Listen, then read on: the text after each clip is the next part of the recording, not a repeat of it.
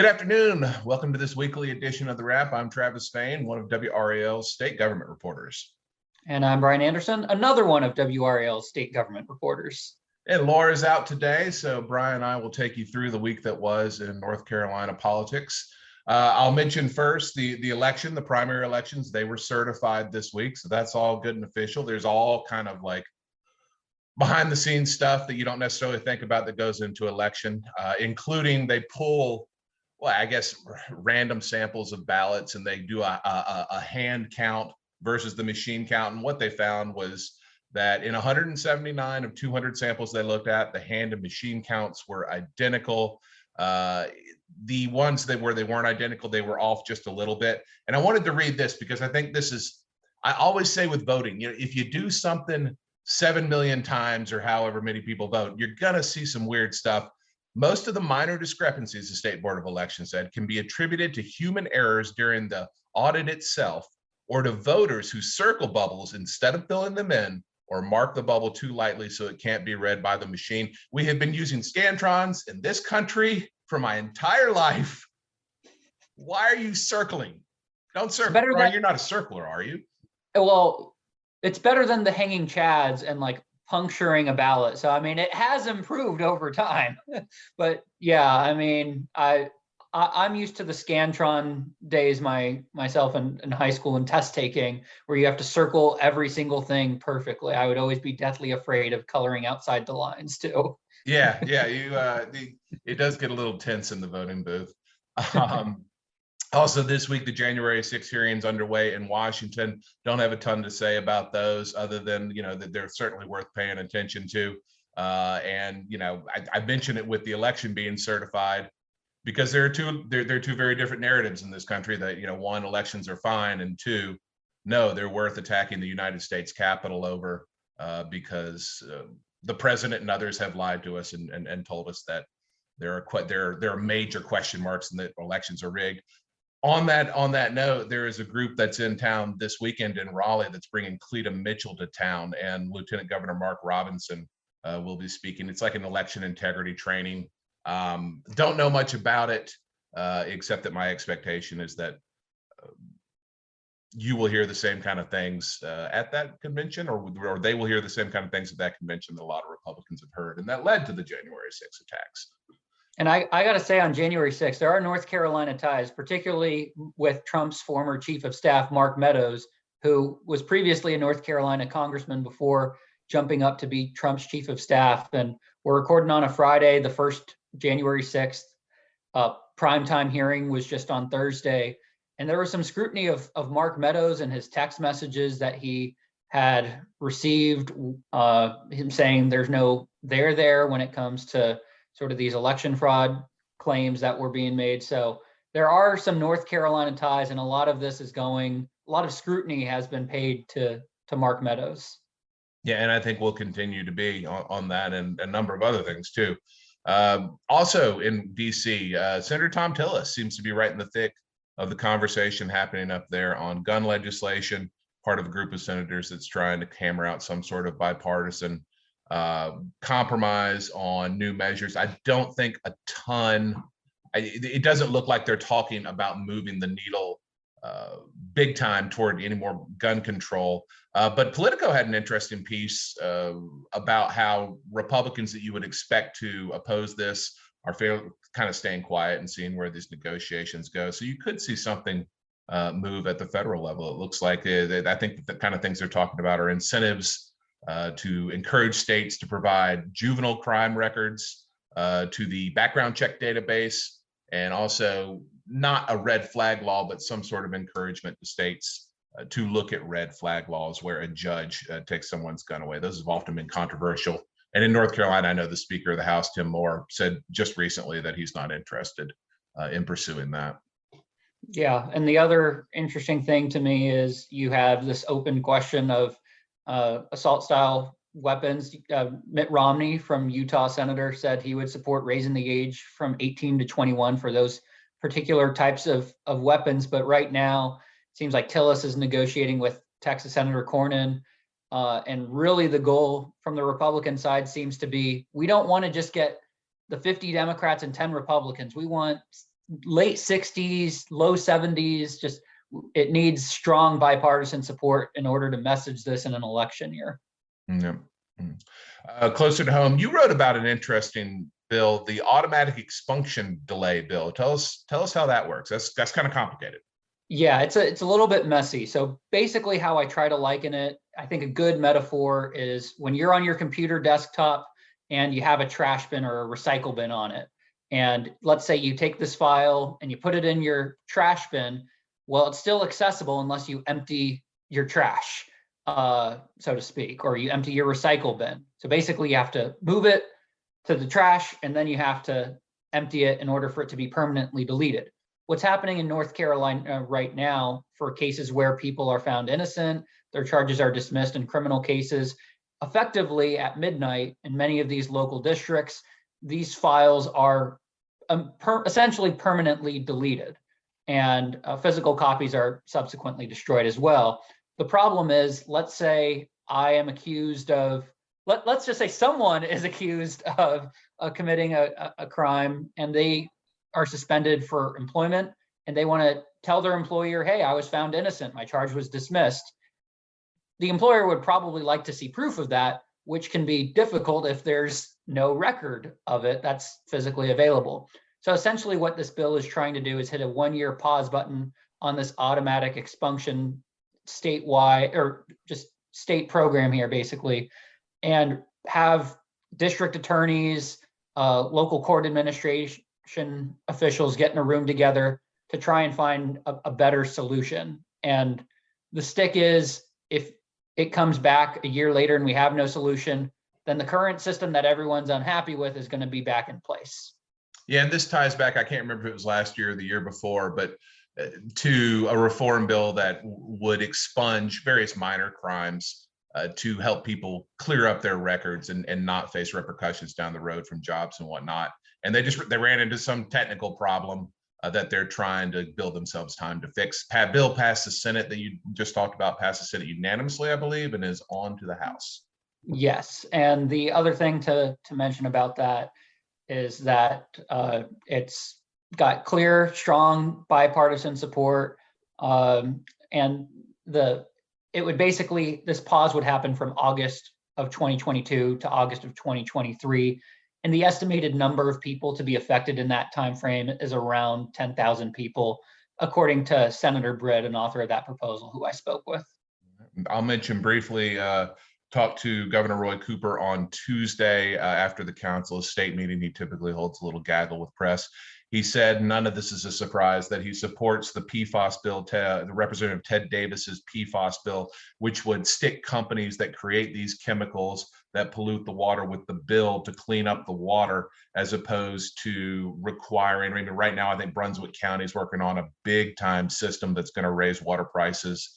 New Hanover County too, I believe. I'm not sure all the government's involved, but it's down at the mouth of the Cape Fear River near the coast, where the Chemours plant, which is in Cumberland County, has kind of put these chemicals into the ground and into the water, and it's been a big problem. So the governor supports that bill. I don't think that's moving. It's had a hearing, but doesn't seem to be moving. Just discussion only, no voting yet so far. Tim Moore told reporters a while back that he thinks it's more appropriate for a long session, probably not something to cram in the coming weeks. So that could be on the horizon for 2023 perhaps, but it's a bill for PFAS companies, but really it's just code for cracking down on Chemours, just this one company that produced these chemicals and had it get into the Cape Fear River. So it also would take effect retroactively to 2017, I believe. So it's really trying to address some of these current rate hikes that customers are facing as a result of some past pollution. Yeah, these chemicals are extremely difficult to get out of the water. You can't forever chemicals. Yeah. Governor also said he supports the Medicaid expansion bill 149. No surprise there, but it had a whole bunch of other stuff in it. And he did say he supports that. Which brings me to Lieutenant Governor Mark Robinson. I had a story on Monday. So the Lieutenant Governor, maybe not every Sunday, but most Sundays, many Sundays, is in a church pulpit somewhere in the state. Oftentimes a pretty conservative church will invite him to speak. And he his sermons, 30, 40 minutes. I would encourage people to watch one of those speeches. Just forget about what I write about it or Bryan writes about it. Just go to YouTube and type in Mark Robinson Church, spend 30 minutes watching one of these speeches. We focused largely the coverage on what he said about women. He said that God called men to lead. And then he went on to say that, God would have women do their thing, some things, but when it was time to fight Goliath, it was David, not DeVito. When it was time to lead the Israelites out of Israel, or out of Egypt, I should say, it was Daddy Moses, not Mama Moses. So there was some blowback on that. He wouldn't engage with us on that, as he so often does not. He put out a Twitter video basically saying, my mother was a great hero and a great leader. Of course, women can be leaders, and suggesting that he was speaking to the men and asking them to step up. I would just say to any politicians out there that want some free consulting, if you want to walk something back, feel free to actually call the reporter back before the story hits instead of waiting 24 hours and putting out a Twitter video. Yeah, I mean, y'all do you, but everybody's got my number. How many of these speeches have you watched, Bryan? I've watched a lot. I've seen social media posts. I think my immediate reaction was not, I don't think anyone who follows the lieutenant governor closely would say they're surprised by what they see and hear. Like I could rattle off a dozen questionable Facebook posts from the past that are on similar type of messaging and similar issues. And I think he just has such a track record of these questionable comments. One thing that I would say from that video that he did put out, he also encouraged reporters to focus on the more important problems of the day, like Ukraine. So maybe that's an effort to get Travis Fain to be deported to a different country, perhaps, to cover something different.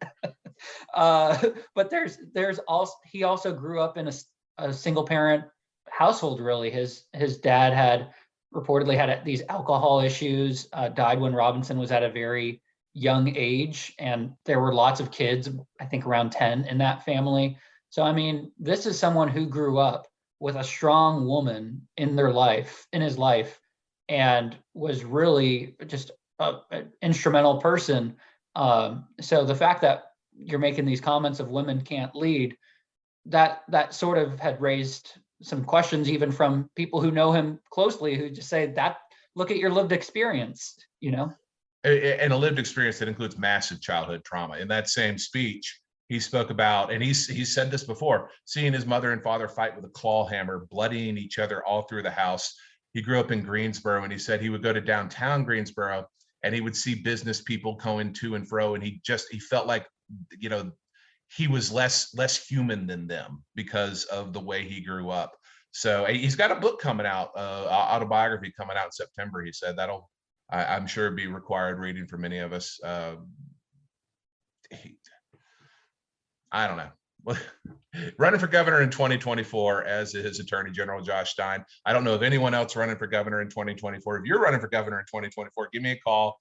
I asked Tim Moore, Speaker of the House Tim Moore, and Representative Robert Reeves, the House Minority Leader, when I had them on the record taped last Friday, if either of them would run. They both kind of sidestepped the question, but the answer seemed to be closer to no than yes for both of them. So, I mean, you never say never in this game, but it just looks like things are shaping up for Robinson v. Stein, although I imagine someone will crop up on one or both sides there. Mm-hmm. Yeah, Mark Walker, feel free to give me a call back. He was a U.S. Senate candidate, and there's questions of what he might run for. What his political future will be interesting. He has said he won't run for governor. Lieutenant governor, Congress, we might have new redistricting because we haven't had enough redistricting in the past year. We might have more in November or December, right, Travis? Yeah, that's right. One of the things the speaker said when we had him for On the Record, which ran, this past weekend, was that he may bring everybody back in December for a redistricting session to redraw just the congressional map. No surprise that they're going to redraw the congressional map. The map that's in place now was always considered a temporary, probably one cycle map. What's interesting is that it might be a lame duck session. The Senate, through a spokesperson, said, nah, slow your roll on that. So I don't think that decision has been made. I don't know what will happen there, but certainly people should not be surprised if they come back into session later this year, particularly if they come back into session after the November elections, when we know what the next General Assembly will look like. And I mean, really, the good money is probably right now on the General Assembly of next year, looking very much like this one. Republicans in the majority, probably not a veto-proof majority, but we got to have that election first to find out. Yeah, a pretty favorable state Senate map, a more tight state House map, and the congressional map. It seems like it could go 8-6 Republican, could be 7-7. Those are just the likeliest outcomes. Yeah, we shall see. Medical debt bill, that's something that Treasurer Dale Folwell has been pushing for a while. Got some discussion this week at the state legislature. It would push hospitals to do more for people who can't afford their health care. It would keep them, it would limit the way they could come after you, trying to collect the money that you owe. Folwell has said many times he feels like hospitals weaponize medical debt and push patients toward medical credit cards with high interest rates. The hospital system says, that's not a fair characterization, that they abide by IRS rules. But I think the 30,000 foot view here is, if you don't know, is that Treasurer Dale Folwell has been butting heads with the hospitals and with the insurance companies for some time now on medical pricing, medical transparency of prices. And this is kind of the latest front in that push. It does not look like that bill, which is House Bill 1039, Representative Goodwin is carrying it, will move this session, but it will continue to be something that gets discussed. I'll also note that the treasurer struck a deal with Blue Cross Blue Shield, I read this week, regarding transparency in the state health plan. He'd been after more information. Blue Cross Blue Shield, largest insurer in the state, they run the state health plan through a contract, and the state health plan wants to know more about how they go about negotiating with hospitals on the prices that are ultimately paid and what those prices are. And of course, Blue Cross Blue Shield is willing to give some information, but there's a competitive advantage that they have in negotiating with these hospitals. They don't want all that information out for competitors to see. So a deal has been struck on an issue that Folwell and Blue Cross Blue Shield have been fighting over for a few years now. And not the only healthcare bill, there's a sort of a light Medicaid expansion bill that's also being floated, which would give statewide healthcare coverage to roughly 11,000 foster care children in the state. That's another healthcare item that's also being discussed and evaluated right now. I'm not sure what the opposition would be to ensuring there's extra protection and coverage for foster care children, but maybe if it has the word Medicaid expansion, that might prevent it from getting to the governor and the state house. Well, and there's some entities that do that sort of work that don't operate statewide. They're more regional in nature, and they're pushing back against that bill, arguing that they ought to have a chance to continue offering these services to foster kids. But the argument against that, as you wrote about earlier this week, is that foster kids have to move around by their nature. If they're going to another family member, or there's not a family close by, so how do you help them? A lot of times right now, foster parents say that they end up driving significant distances so the kid can see the same doctor, or because they have to, because only certain services are covered in certain geographies, and if the kid has to move around the state. So that's the problem that they're trying to address. The thing is, I think some vendors are going to be left out in that process. Sure. Also passing this week, I think it passed the Senate, increase for retail theft penalties. This is an attempt to crack down on organized crime, organized retail theft, where you send a bunch of people into a store to steal various things and you sell it on eBay. So that bill has moved through the Senate. I think that moved through the Senate Monday evening, and the House has already passed something similar. I think we expect that to move right on through.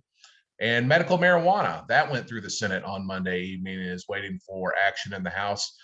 I'm not aware of any calculus changing on the medical marijuana bill, Bryan, where the House is basically saying we're going to sit on that for a while, probably not pass it this short session. I don't think there's anything new there. Yeah, there's two different bills. One is medical marijuana with more than a dozen qualifying debilitating medical conditions. glaucoma, chronic pain being two that are not among them that are of note. That bill passed the Senate 35-10, stuck in the House. It got referred to Rules, but I haven't seen a hearing for the House Rules Committee taking it up. It's probably going to be stuck there for maybe the entire month. Tim Moore said, probably doesn't fit into this session. He personally opposes the bill, which is not a good sign if you want to get it onto the House floor to have the Speaker oppose it. The other bill that did pass the House, I think on a 92-9 vote, and then it cleared the Senate unanimously, so it's in front of Cooper, is Senate Bill 448. And what that bill is doing is basically legalizing medicinal marijuana prescription drug use if the federal government does first. It would first have to go, but it comes with a number of caveats. First, the FDA has to approve it. The DEA has to change its drug schedule classifications. Then this commission in North Carolina would have to agree not to oppose it. So you really need these three things to fall into place before a prescription drug is legal in North Carolina. The other pushback to it has been from highly outspoken state representative with Larry Pittman. He said this would be sort of a stepping stone to legalization and create this basically backdoor legalization. The bill's on Cooper's desk. Cooper says, Cooper's office says that the governor supports medical marijuana expansion. So sounds like he's likely to sign this bill. So that's what's on the horizon. That's what's being done and also what's not being done. Right. That's about all I've got on my list for this week. I got a couple of quick hitters that I'm looking forward to next week. Got anything else from this week? No. All right. I will mention a couple things real quickly then. I recommend to you a Triangle Business Journal piece by Lauren. And I forgive me, Lauren, I may not know how to pronounce your name, Onsorge. She wrote a lengthy piece about how the Greg Lindbergh fiasco is affecting people who invested their life savings in many cases in his various insurance companies, which are all tied up in legal wrangling, and the rehabilitation process had been for years. So, I mean, imagine giving your life savings to a company that says, oh, we guarantee this rate of return. And then boom, the guy who built the businesses is in federal prison for bribery.